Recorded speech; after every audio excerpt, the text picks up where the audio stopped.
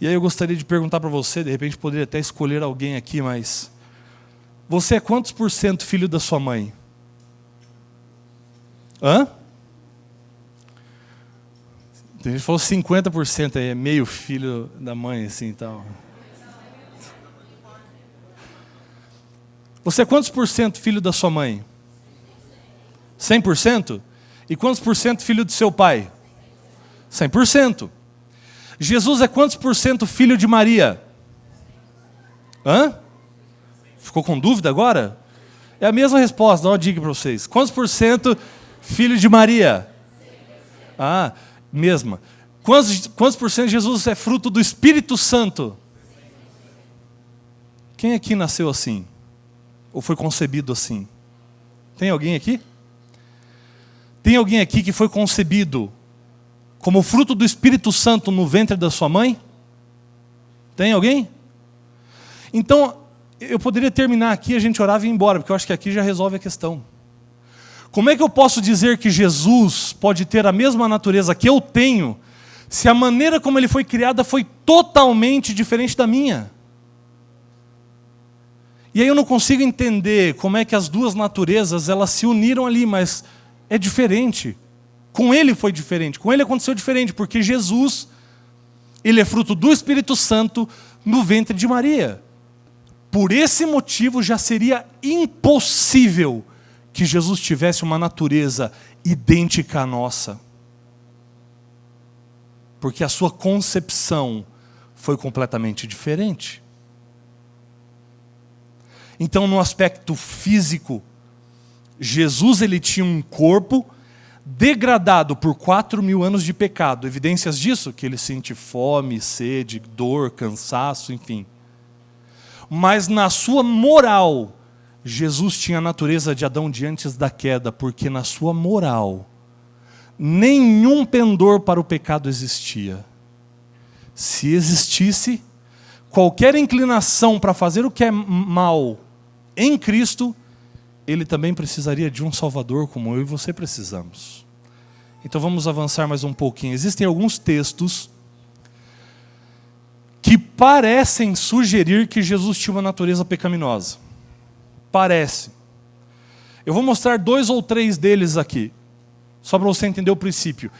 A gente nem vai precisar ler o contexto, só lendo o verso, interpretando-o corretamente, você já percebe que o texto não está dizendo que Jesus tinha uma natureza pecaminosa. Então vamos a esses textos. O primeiro deles, João 1, versículos 1 e 14. Lá diz o seguinte: no princípio era o Verbo, e o Verbo estava com Deus, e o Verbo era Deus. Quem era esse Verbo? Jesus. E aí o verso 14 diz: e o Verbo se fez carne e habitou entre nós. O fato de dizer que o Verbo se fez carne está dizendo que tinha natureza pecaminosa? Sim ou não? Não. O que está dizendo? Que ele se tornou um ser humano. É isso que está dizendo. Até porque no livro de João, carne é sinônimo de natureza humana. E no Evangelho de João ele não tem em nenhum momento conotação moral. Então ele está dizendo que Jesus tornou carne, Jesus tornou um ser humano, Jesus tornou um homem. É isso que o texto está dizendo. Alguns distorcem e tiram do contexto para dizer que estava dizendo que Jesus tinha a natureza caída. Outra coisa, Romanos 1,3. Com respeito a seu filho, o qual, segundo a carne, veio da descendência de Davi. Está dizendo que Jesus tem natureza pecaminosa, natureza caída? Sim ou não? Por que ele está dizendo? Segundo a carne significa o quê? Segundo a humanidade. Segundo a sua descendência, a sua ascendência, melhor dizendo. Segundo a sua ascendência, ele veio da linhagem de Davi. Não está dizendo que ele tinha natureza pecaminosa. E esse texto aqui é muito bom, pelas explicações que a gente pode dar para ele. Hebreus 4,15.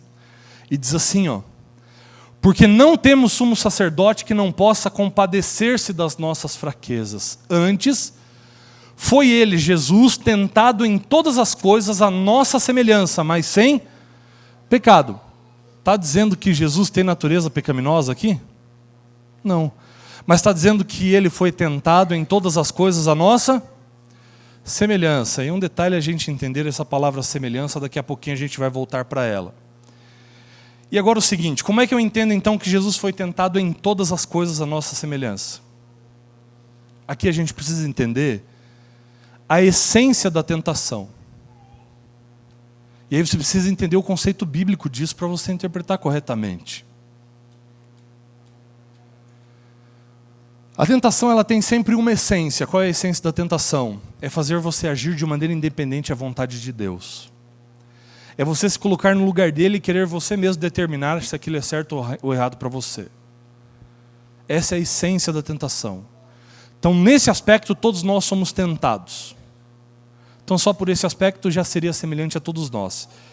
Agora, pensa comigo, se não tem que ser na essência mesmo. Jesus viveu lá no 1º século. Teria como ele receber tentações que são próprias do século 21?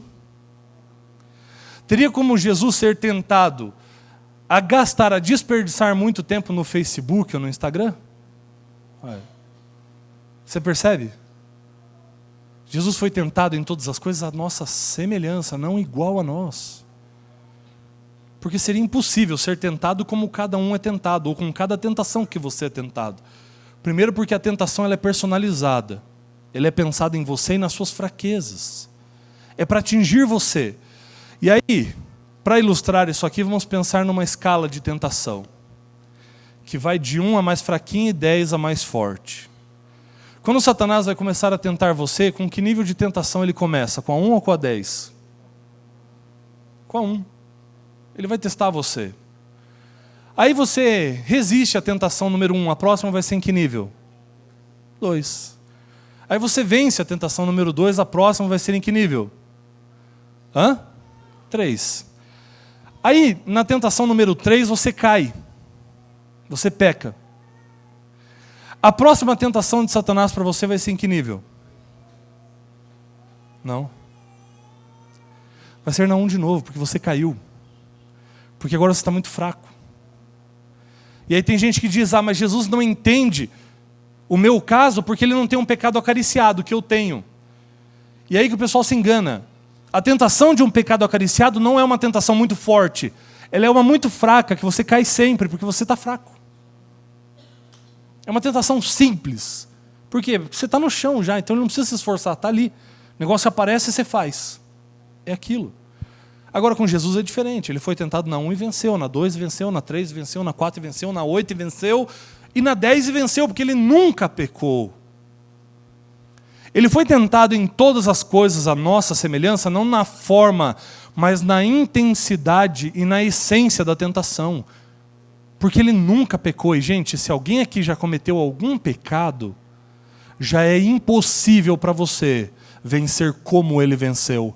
Porque ele venceu sem cometer um pecado sequer. Você percebe? Eu não venço como ele venceu, eu venço porque ele venceu.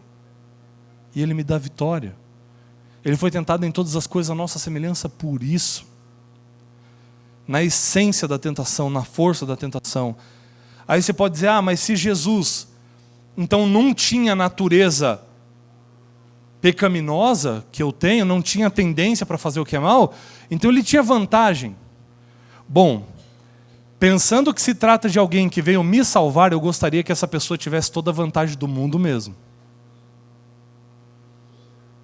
Para ficar bem fácil dele me salvar. Só que aqui depende da maneira como você vê. Imagina comigo a seguinte situação, eu vou tentar ilustrar isso aqui de uma maneira bem simples mesmo. Imagina que eu tenho um Fusca todo batido, todo amassado, todo acabado. E o Diogo comprou uma Ferrari novinha. E agora ele não se penteia mais no espelho da casa dele, ele se penteia olhando na Ferrari assim, porque é um brilho só o negócio ali. E eu lá com meu Fusca todo batido, amassado. E a gente vai sair para um passeio na rua. Eu com meu Fusca e ele com a Ferrari dele. Quem é que precisa ter mais cuidado? Eu com meu Fusca ou ele com a Ferrari? Ele com a Ferrari? Por quê? Porque meu Fusca já está todo batido mesmo. O que é mais um amassado? O que é mais um risco? Agora um risquinho naquela Ferrari brilhando vai estragar tudo. É uma comparação bem simples, mas se você tentar entender por essa analogia, a natureza de Jesus, pura, santa, limpa, imaculada. Qualquer risquinho de pecado que Jesus tivesse, colocaria a tua salvação em risco. Perderia a tua salvação. E aí ele se colocaria numa condição de precisar de um Salvador também. Então será que isso era uma vantagem mesmo? E a gente pode ampliar mais isso. E a gente pode até comprovar isso empiricamente. Uma criança, ela tem a tendência natural para o egoísmo ou para o altruísmo? Vocês têm certeza disso? Para o egoísmo? Agora, egoísmo é pecado? Sim ou não? Hã? Sim, egoísmo é pecado. Agora, você acha que se Jesus tivesse natureza caída, ele não teria manifestado nenhuma tendência de egoísmo quando criança? Se ele tivesse feito isso, o plano da redenção estava acabado. Mais uma evidência de que Jesus não tinha tendência para fazer o que era mal. A sua natureza moral era completamente diferente da nossa. Agora, existem alguns textos também que parecem dizer que Jesus não tinha natureza caída, mas que não dizem isso também. Eu vou mostrar para vocês pelo menos alguns deles aqui. Esse texto diz assim, 2 Coríntios 5:21, aquele que não conheceu o pecado, ele o fez pecado por nós, para que nele fôssemos feitos justiça de Deus. Está dizendo que Jesus não tinha tendência para o pecado? Não está. O texto só está dizendo que ele não pecou. E isso, pecado como comportamento, não como natureza, ok? Jesus nunca cometeu nenhum ato pecaminoso. E existem alguns outros textos, como João 8:4, 1 Pedro 2:22, 2 Coríntios 5:21, que a gente acabou de ler. A ênfase é a mesma. Está dizendo que Jesus nunca pecou. Não está dizendo que ele não tem natureza pecaminosa. Mas existe um detalhe muito interessante que precisa ser analisado. E eu gosto quando chega nessa pergunta aqui, porque o povo meio que se confunde aí. Percebeu? Está dizendo que Jesus nunca pecou, não está dizendo que ele não tem natureza pecaminosa, mas é o seguinte, esses textos nos apontam algumas coisas. E eu gostaria de perguntar para você, uma laranjeira, ela é laranjeira porque dá laranjas, ou ela dá laranjas porque é laranjeira? É aquele negócio do Tostines lá, né? E aí, o que você acha? Uma laranjeira é laranjeira porque dá laranjas, ou ela dá laranjas porque é laranjeira? O que vem antes? O ato ou o estado? Hã? Eu não lembro se coloquei mais uma pergunta aqui. Coloquei.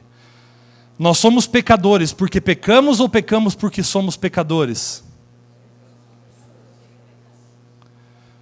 Então, voltando na laranja lá, porque muitos responderam certo mesmo. A laranjeira, ela dá laranja porque ela é laranjeira, não é o contrário. É a essência da árvore que determina o fruto, não o fruto que determina a essência. O estado vem antes do ato. E aí, respondendo essa pergunta, eu peco porque eu sou pecador. Porque eu já tenho essa natureza, já está em mim. E isso é uma consequência do meu estado. Não é o ato que me tornou pecador. Eu pequei porque eu já era pecador. Porque depois de Adão, todo mundo é pecador. E a Bíblia diz que aquele que disser que não tem pecado é o quê? É mentiroso. Então, se a Bíblia diz que Jesus nunca pecou, isso é uma evidência de que o seu estado não era pecaminoso. Porque se a sua natureza fosse pecaminosa, qual seria o seu fruto? Pecado. Então, se ele não tem fruto de pecado, essa se torna uma grande evidência de que a sua natureza também não tinha pecado. Por isso Jesus é totalmente diferente de nós. E aí existe evidência bíblica, então, de que Jesus realmente não tinha natureza caída? Existe. Essa é uma delas. Abra sua Bíblia, Romanos 8, capítulo 3, versículo 3.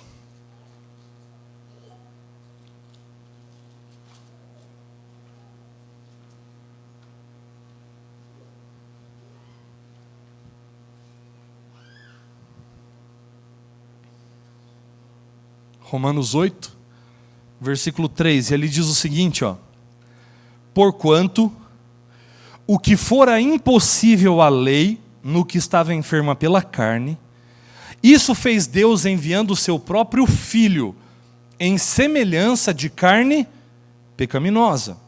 E no tocante ao pecado, e com efeito condenou Deus na carne o pecado. Então Deus resolveu a questão do pecado de uma maneira, enviando o seu Filho em semelhança de carne pecaminosa. Agora, para a gente entender essa conclusão que Paulo está tendo aqui, nós vamos ler o contexto. Dá para vocês verem bem o contexto aqui, não? O contexto está no capítulo 7, do versículo 14 ao versículo 25, e nós vamos ler agora. Então acompanhe lá, Romanos 7, versículo 14 em diante, para a gente chegar em Romanos 8, 3. E ali diz assim, ó, Paulo está dizendo: porque bem sabemos que a lei é espiritual.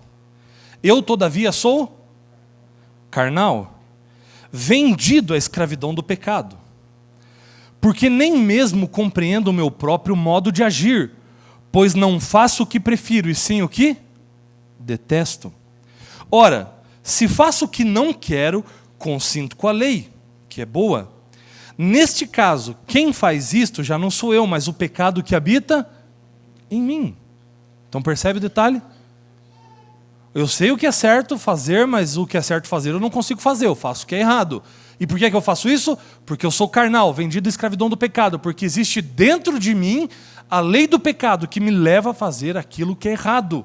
E eu não consigo atingir a exigência de justiça da lei. Por quê? Porque existe uma lei dentro de mim que é o pecado. Versículo 18.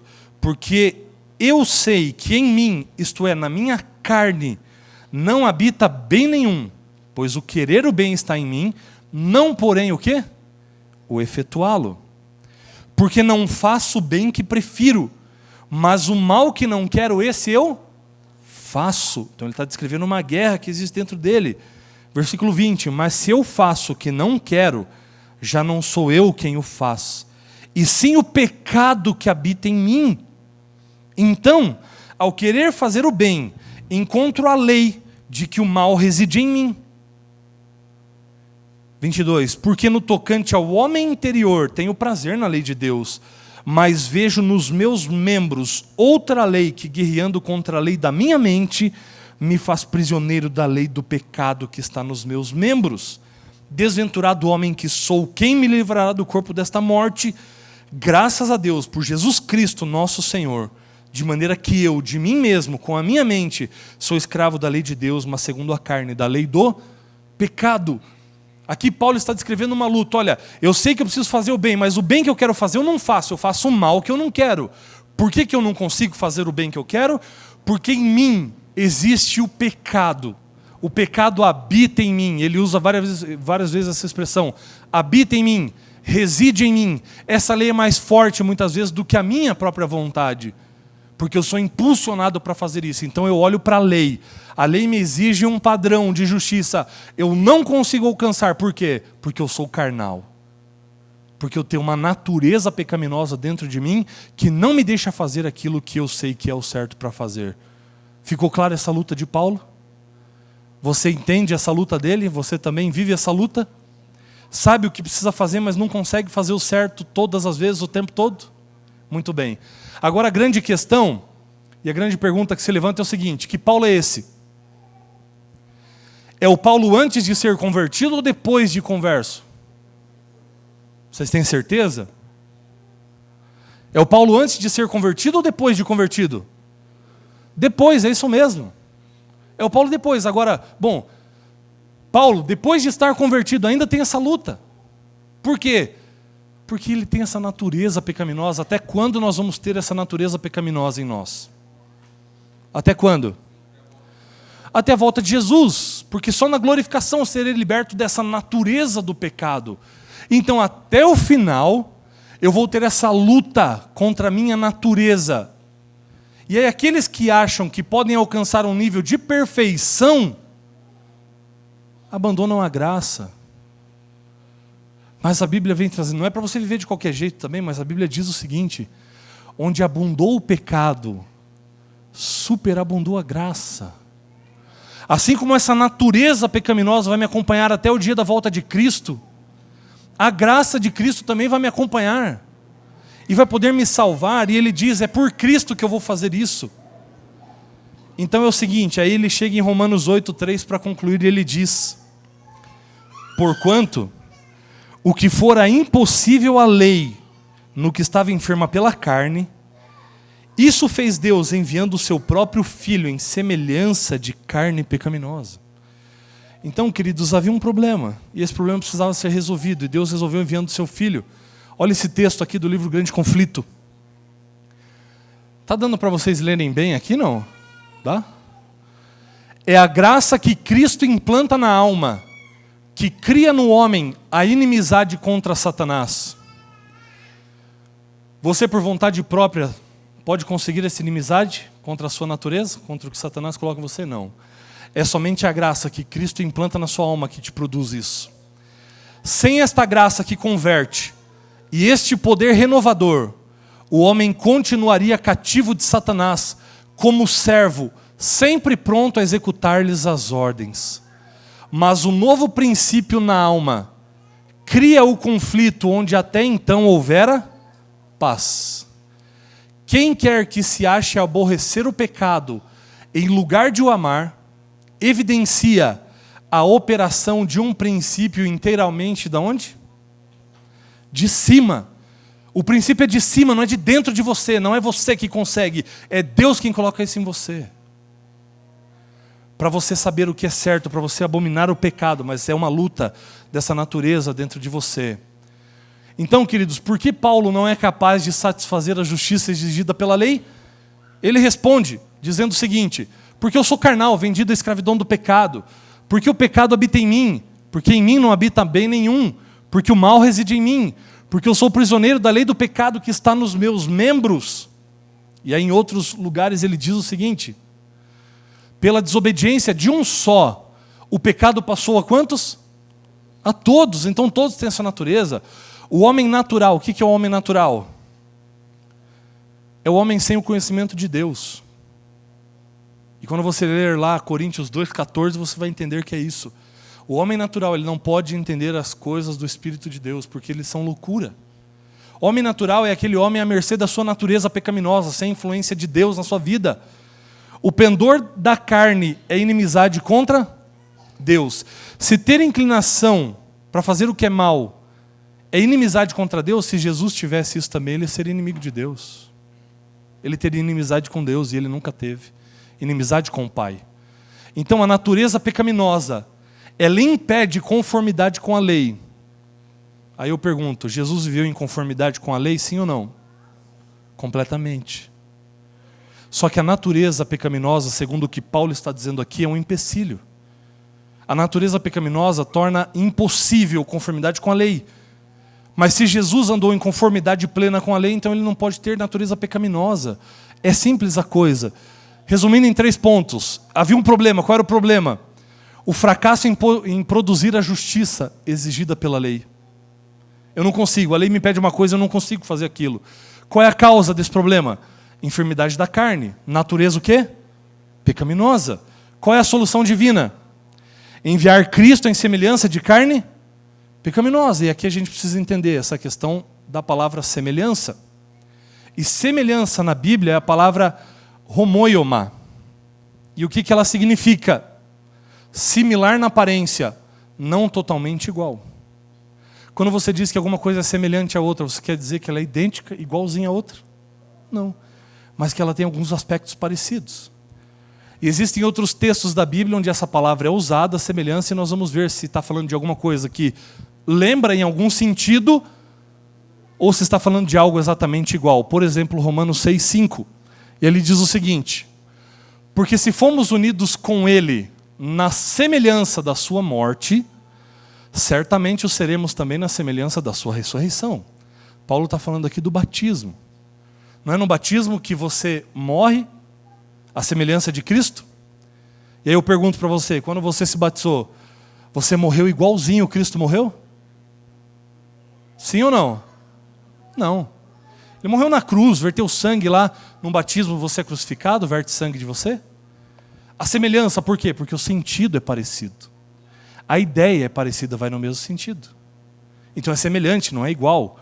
Outro aqui, Apocalipse 9:7. O aspecto dos gafanhotos era semelhante a cavalos preparados para a peleja. Igual ou semelhante? No que um gafanhoto se parece com um cavalo? Você percebe?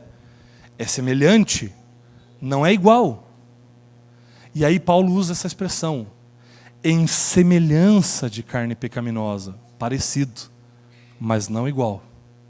E muitas vezes quando ele está falando disso, está falando da natureza humana, não da natureza pecaminosa.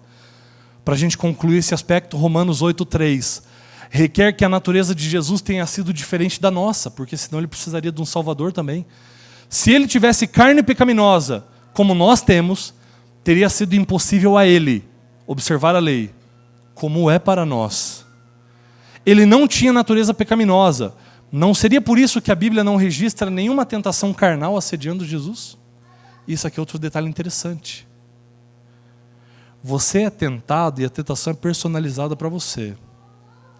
E aqui a gente pode ver uma diferença de natureza também. A natureza com a qual você é tentado e a natureza com a qual Jesus foi tentado. Jesus não foi tentado, pelo menos a Bíblia não tem nenhum registro dizendo que Jesus foi tentado com tentações carnais, ou seja, Jesus não recebeu tentações sexuais. Jesus não recebeu tentações que mexiam com suas paixões como mexem com as nossas. E aí um outro detalhe. Alguém aqui, e seja sincero para mim e para você mesmo, você já foi tentado alguma vez a transformar pedra em pão? É possível para você fazer isso? Pela sua natureza? Não. Se Jesus foi tentado a fazer isso, era porque a natureza dele poderia ceder a isso.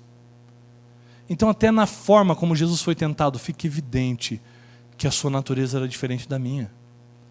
Ele recebeu tentações de alguém que era humano, mas também era Deus. Coisa que você não recebe. Porque Satanás preparou tentações que o atingiriam. Não que atingiriam qualquer um de nós carnais como somos. Então essa é mais uma evidência de que Jesus é totalmente diferente de nós. E agora alguns textos do Espírito de Profecia que nos mostram e deixam claro isso, para a gente poder concluir. Ele, Jesus, não possuía as paixões de nossa natureza decaída. E olha só, a gente deveria ter sublinhado essa frase aqui até.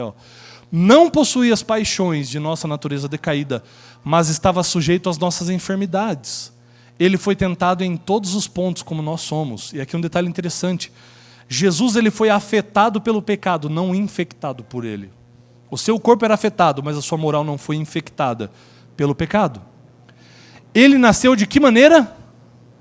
Sem a mancha do pecado, mas veio ao mundo da mesma forma que a família humana. Nasceu de Maria.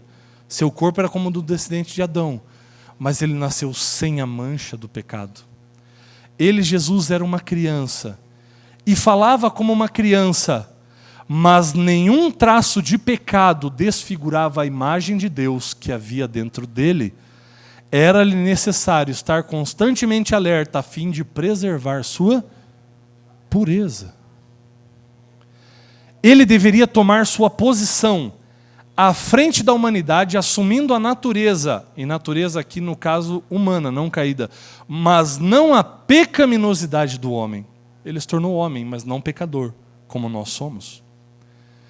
E aqui uma carta de Ellen White ao irmão Baker, e ela diz assim: seja cuidadoso, extremamente cuidadoso acerca da natureza humana de Cristo. Não o apresente às pessoas como um homem com propensões para o pecado. Ele é o segundo Adão. O primeiro Adão foi criado como um ser puro, sem pecado, sem a mancha do pecado sobre ele.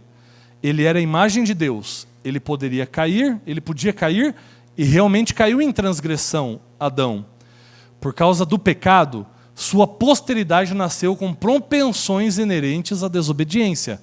Mas Jesus Cristo era o unigênito o único de sua espécie, o único gerado desse jeito, Filho de Deus.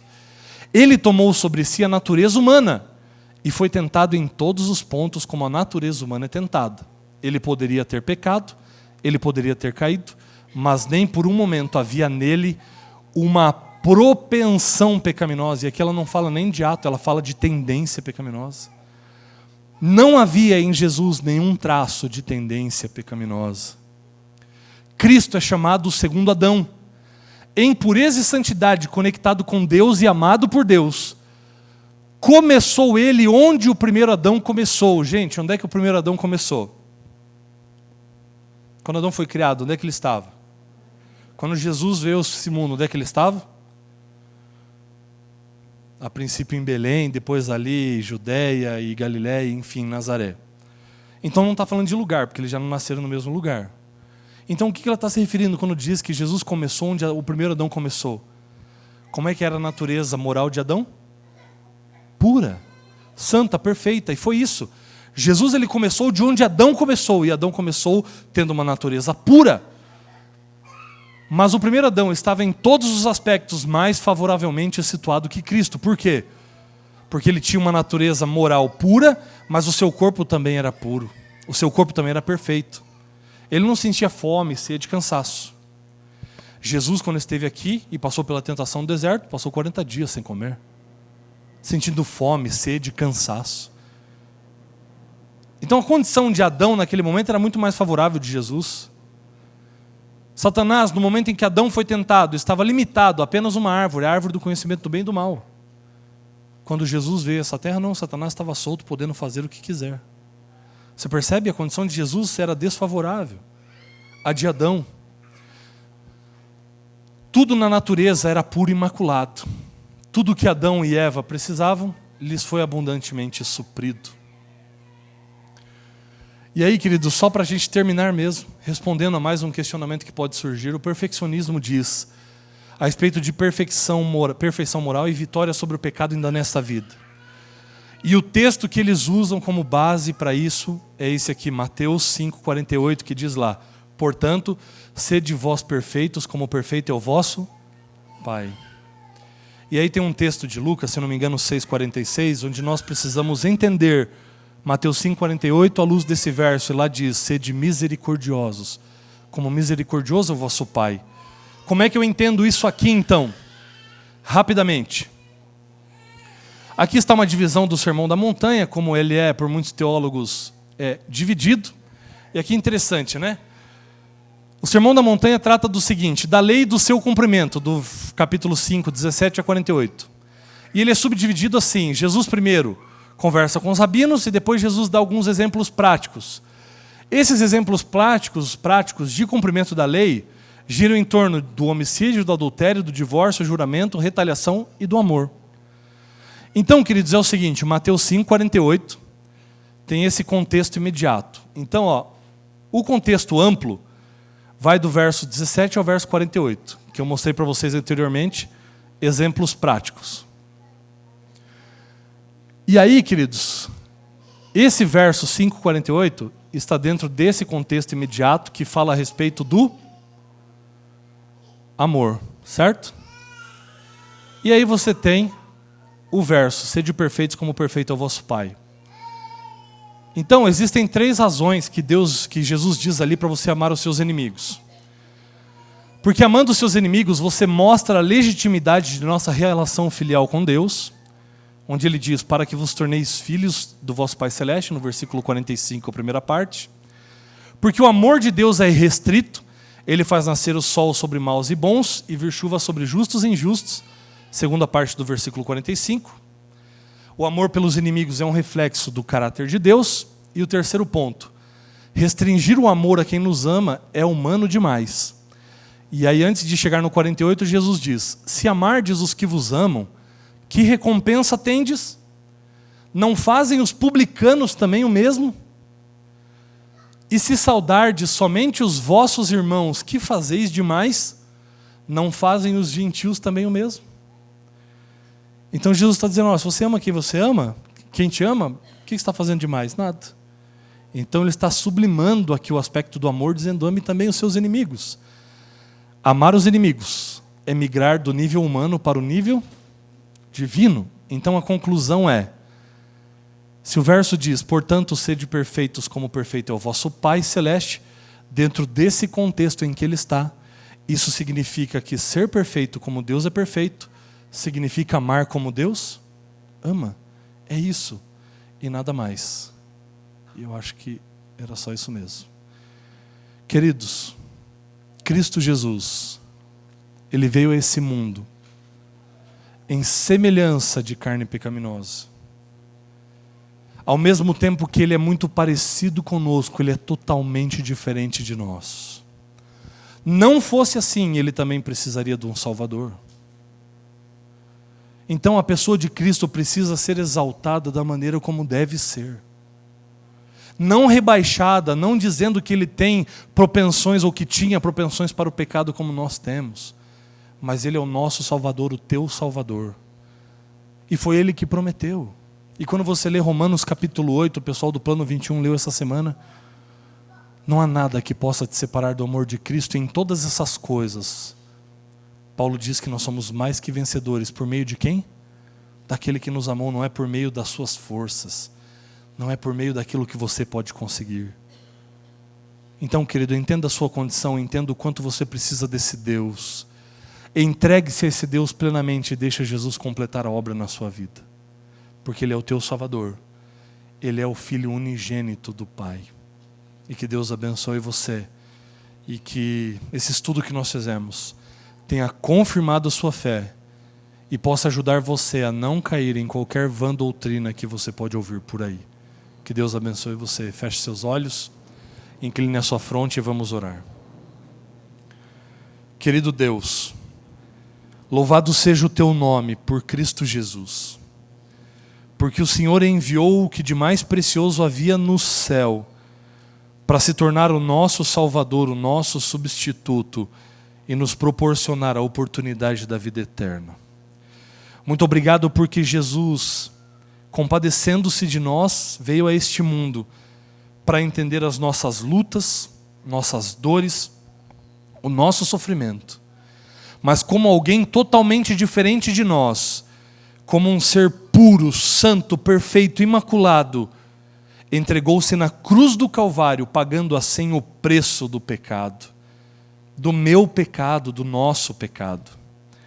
Querido Pai, nós ansiamos por aquele dia em que veremos Cristo Jesus voltando com poder e grande glória. Que o Senhor nos ajude a estarmos bem firmados na Tua Palavra, que possamos estudá-la a cada dia e sermos libertos por ela. Cuida da Tua igreja, cuida do Teu povo, e que esse povo seja preservado como povo escolhido do Senhor para habitar as mansões celestiais. Dá-nos um bom restante de sábado na Tua companhia, em nome de Jesus Cristo. Amém, Senhor. Amém. Deus abençoe você. Desejo um bom sábado para quem está aí ao seu lado. E quarta-feira, às 19h30, nós esperamos você aqui.